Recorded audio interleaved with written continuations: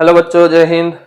Space mission हमने already शुरू कर दिया है। उसका आज हम एक्सरसाइज का सेकंड न्यूमेरिकल देखेंगे। क्या दिया है, how much time satellite will take to complete one revolution.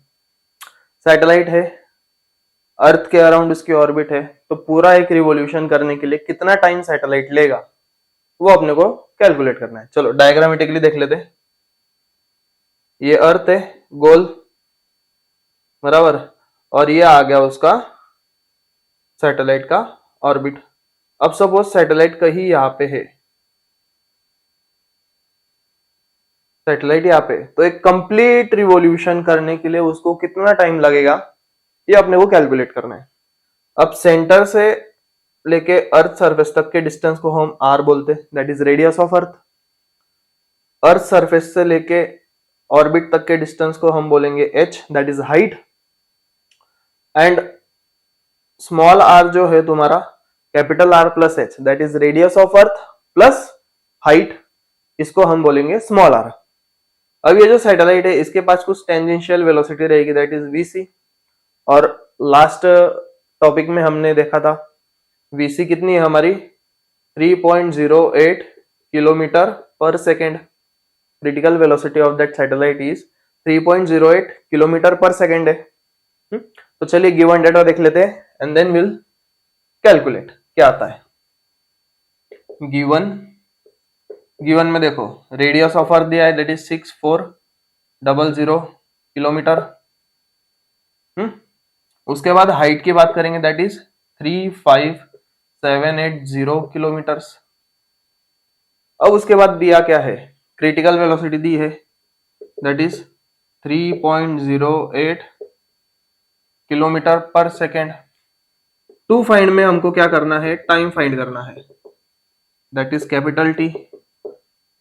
अब हमने टाइम के लिए वो एक फॉर्मूला निकाला था, क्या है वो, कमेंट सेक्शन में करके बताओ जल्दी, बताओ जल्दी कमेंट सेक्शन में कमेंट करो क्या फॉर्मूला है। T is equal to 2 pi R plus H upon critical velocity, यही फॉर्मूला है। अब हमारे पास आर भी है, एच भी है एंड क्रिटिकल वेलोसिटी भी है। वैल्यूज पुट करो, पाई की वैल्यू तो हमको पता है, दैट इज 3.14, बराबर। तो सारे वैल्यूज गिवन है, पुट करो, कैलकुलेट करो, टाइम आ जाएगा। चलो सॉल्यूशन ढूंढ ढूंढ ढूंढ मुकेश। चलो देखो फॉर्मूला हम वैसे ही लिखेंगे, 2 pi R plus H upon critical velocity. Time find करना है तो टी वैसे ही लिखेंगे, 2 इंटू पाई की वैल्यू 3.14, आर कितना है 6400 प्लस 35780 अपॉन क्रिटिकल वेलोसिटी 3.08।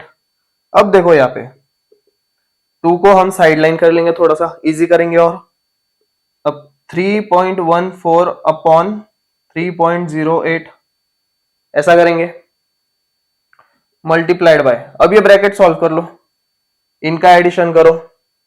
इनका एडिशन क्या आता है, 42180 आएगा, बराबर। अब इसको ऐसे कट मत करते बैठना, सबसे सिंपल बात, ये 3.14 है, ये 3.08 है, इसके अप्रोक्सीमेट वैल्यू हम निकाल सकते हैं। तो क्या आएगा, t इज इक्वल टू 2 तो वैसे ही लिखो। अब ये 3.14 है तो उसको मैं 3.1 लिख सकता अप्रोक्सीमेट वैल्यू, एंड 3.08 है उसको भी मैं 3.1 लिख सकता अप्रोक्सीमेट वैल्यू। आंसर वही आएगा, डोंट वरी। और ये मल्टीप्लाइड बाय क्या आ गया तुम्हारा, 42180। अब यहां देखो ये कट हो गया तो इसके जगह क्या बचा, 1, बराबर। अब 2 इंटू 42180, अब ये 42180 है, इसको मैं क्या करूंगा, 42.180 करूंगा, 42.180 करूंगा। और ये जीरो हटा के मैं इसके जगह में 10⁻³ करूंगा। ये जीरो वैसे ही रहने दो, चलो कोई दिक्कत नहीं। 42.180, पॉइंट के बाद कितने डिजिट है, 3 डिजिट है, तो 10⁻³ लिख सकते हैं, इजी हो गया। और अब याद देखो ये 42.180 है, इसकी भी अप्रोक्सीमेट वैल्यू में 2 इंटू 43 लिख सकता, और ये मल्टीप्लाइड बाई 10⁻³ इजी हो गया।